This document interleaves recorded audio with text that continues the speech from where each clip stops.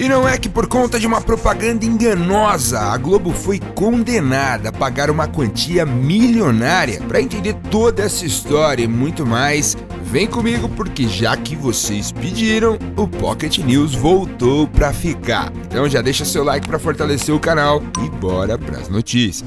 O clima entre Ronaldo Fenômeno e Sérgio Santos Rodrigues, presidente do Cruzeiro, não é dos melhores. De acordo com o colunista Lauro Jardim do jornal Globo, eles não estão se falando há alguns dias, embora o Cartola negue veementemente o conteúdo da nota. Segundo publicado pelo jornalista, Rodrigues está ameaçando até mesmo melar a venda do Cruzeiro. O problema se acirrou nos últimos dias após terem sido vazados documentos confidenciais pela mesa do Conselho Deliberativo com as novas exigências feitas por Ronaldo. O ex-atacante propôs mudanças no acordo inicial com o Cruzeiro e quer a propriedade das tocas 1 e 2 em troca de assumir as dívidas da associação. A mesa diretora do Conselho Deliberativo do clube criticou os pedidos do Fenômeno. Sérgio Santos Rodrigues, no entanto, garante que segue trabalhando para a aprovação do negócio com Ronaldo e não o contrário. Segundo o GE, que obteve acesso aos documentos, Ronaldo não tem a obrigatoriedade de colocar 400 milhões de reais, conforme foi divulgado pela XP Investimentos, parceira do clube, quando o Cruzeiro anunciou Ronaldo como comprador da SAF. Segundo o contrato, apenas 50 milhões devem ser investidos no momento da assinatura do contrato final. Pois é, essa situação do Cruzeiro se complica a cada dia, né? Depois dos documentos vazados aí pelo Globo Esporte, o que parece é que tudo isso causou uma cisão muito grande lá dentro, entre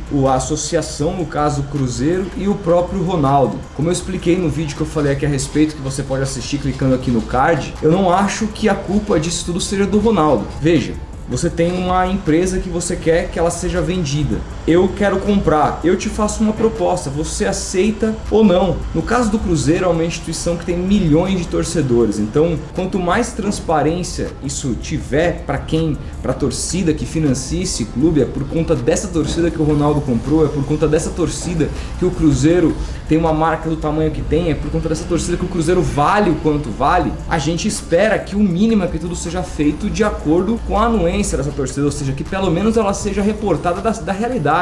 E tudo isso girou em cima daqueles fatídicos 400 milhões de reais e a gente descobriu que a coisa não era bem assim, que o valor que o Ronaldo teria que pagar no momento da contratação, no momento da compra, seria de 12,5% disso, ou seja, 50 milhões de reais. Tudo muito obscuro. Me parece que agora os dirigentes, tanto do Cruzeiro como a cúpula do Ronaldo, não estão mais falando a mesma língua, e eu não descartaria a possibilidade desse acordo melar, já que o acordo oficial ainda não foi assinado, embora na prática o Ronaldo esteja fazendo a gestão do Cruzeiro desde o começo do ano, fim do ano passado.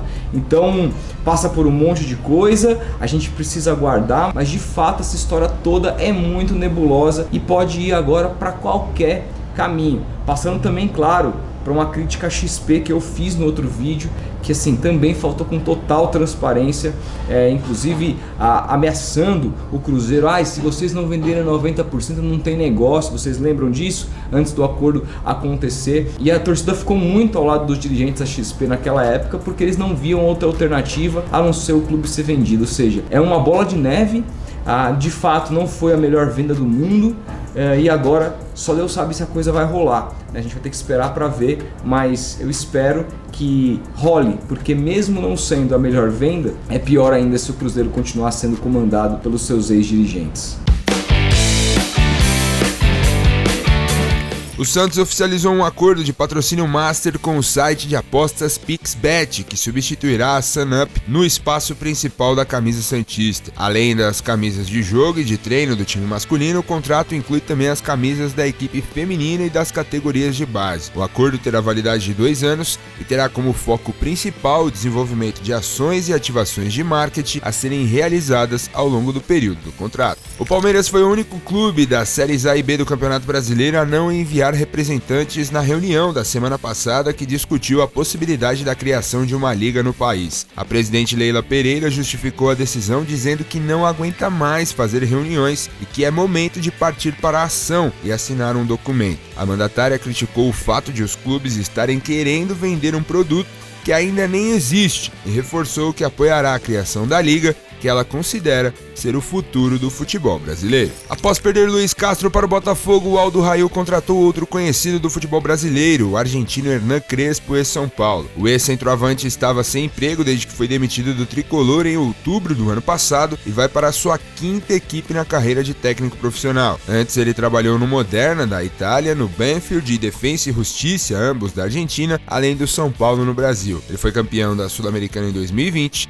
e campeão paulista no ano passado. Paulo Autuori está fora do Goiás. O dirigente entregou o cargo de coordenador de futebol e se despediu dos jogadores para fechar com o Internacional. Autuori foi anunciado há exatamente um mês, prometendo mudanças profundas no clube. Nesse período, o Goiás se classificou para a final do Campeonato Goiano com a melhor campanha e terá o direito de fazer o segundo jogo em casa. Além disso, o clube avançou à terceira fase da Copa do Brasil, tendo eliminado o Souza da Paraíba e o Criciúma na Serrinha. O ano era 2019 e o Brasileirão começava ainda com muitas indefinições a respeito das transmissões. A Globo, naquele ano, passou a ter a concorrência na modalidade de TV fechada com o esporte interativo. E no início daquele Brasileirão, duas equipes não haviam assinado com a emissora nem para a TV aberta, nem para o pay-per-view, que eram o caso de Palmeiras e Atlético Paranaense. Ainda assim, a Globo continuou divulgando o Premier, seu canal de pay-per-view, sem informar que o serviço não contava inicialmente com os jogos dessas duas equipes. Mais tarde, o Palmeiras assinou com a Globo por TV aberta e pay-per-view e o Atlético Paranaense só para a TV aberta, numa ruptura que se dá até hoje, com o time exibindo suas partidas como mandante em um pay-per-view próprio. Depois de muitas reclamações de torcedores, a Globo passou a informar a falta das partidas do Atlético Paranaense no Premier, mas aí já era tarde, com vários processos tendo sido registrados no Sistema Nacional de Defesa do Consumidor, o PROCON. Eis que depois de várias idas e vindas na Justiça, o TJ de São Paulo multou a Globo em cerca de 10 milhões de reais. A alegação para a multa é de que houve descumprimento do dever de informação e transparência. Isso se deu em razão de uma oferta que a Globo sabia ser inverídica, segundo o PROCON. O Programa de Defesa ao Consumidor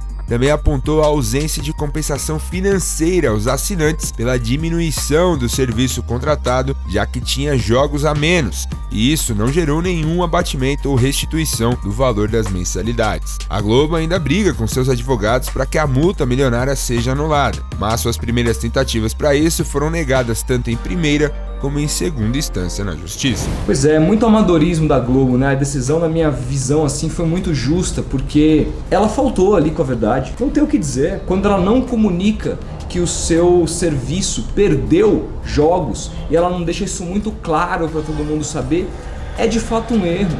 E é uma situação assim que estava muito clara para muita gente. A gente aqui no Futeboteco já cobria a mídia esportiva nessa época e a gente cansou de falar, de informar as pessoas sobre o que estava acontecendo, sobre o não acordo na época do Palmeiras com o Atlético Paranaense, o quanto isso afetaria no serviço de pay-per-view da Globo, o quanto de jogos a gente perderia que assinasse o Premier na época. Tudo isso aqui o Futeboteco informou, e a Globo, que era dona e a Globo, que é a mais interessada, ou seja, a dona do Premier, não fez, sabe? Não explicou, não mostrou na propaganda. E aí assim, a gente não pode querer que as pessoas que assinam o Premier, todo mundo assista o Futeboteco. Eu adoraria que a gente tivesse essa audiência de milhões e milhões de pessoas, mas aqui a gente fala com um nicho.